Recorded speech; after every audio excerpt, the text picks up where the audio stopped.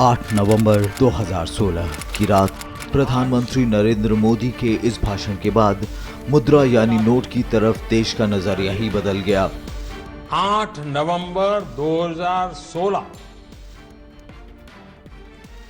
की रात्रि को 12 बजे से वर्तमान में जारी 500 रुपए और 1000 रुपए के करेंसी नोट लीगल टेंडर नहीं रहेंगे।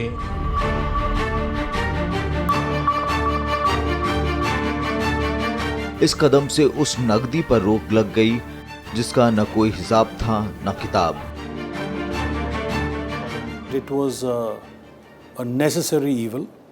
It was a shock to the system.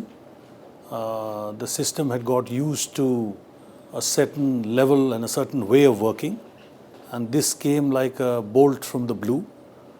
I think the consequences of it were many, and the greatest consequence was that it brought some fear into people who had unaccounted wealth, and that has been proved because the new tax returns rose by about 33% the year which followed demonetization.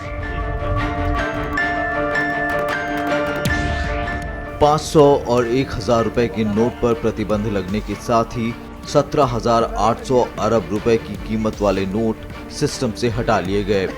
इस घोषणा के ऐलान के बाद सभी शहरों, कस्बों और मोहल्लों में एटीएम के बाहर लंबी लाइनें लग गईं। लेकिन इन लाइनों से लोगों को शिकायत नहीं थी। उनमें एक अलग ही जज्बा था। उन्हें विश्वास था कि ये कदम उनके देश को भ्रष्टाचार मुक्त करेगा। इसमें कहीं न कहीं मुझे लग रहा है कि लोगों में एक क्लीन सिस्टम की चाह बनी।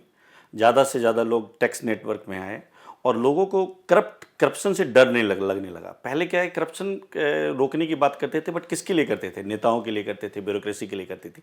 आम जनता करप्शन में भागीदार, एंटी करप्शन में भागीदार नहीं बनना चाहती थी।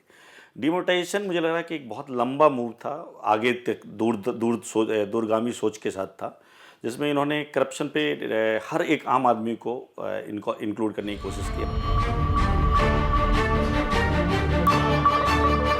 इस कदम का उद्योगों, कॉर्पोरेट्स और बिजनेस लीडर्स ने भी स्वागत किया। अंतर्राष्ट्रीय स्तर पर भी इसे एक सराहनीय कदम बताया गया, जिससे भ्रष्टाचार पर लगाम लगेगी।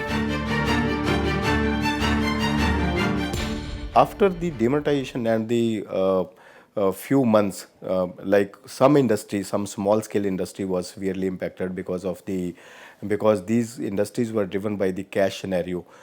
So labor market was also impacted. There are some repercussions of the demonetization on industry scenario which are still there, and the results are still confusing, though the program is successful overall.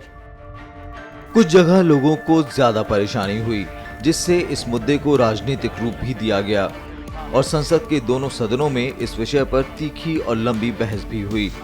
जब प्रधानमंत्री नरेंद्र मोदी ने खुद इस बहस का जवाब देकर संसद को शांत किया।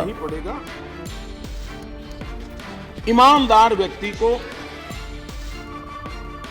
ताकत तब तक नहीं मिलेगी जब तक कि बेईमानों के प्रति कठोरता नहीं बरती जाए।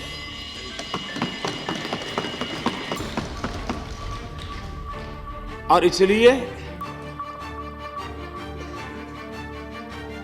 इन कदमों का अल्टीमेट लाभ ईमानदार शक्तियों को बल मिलने वाला है।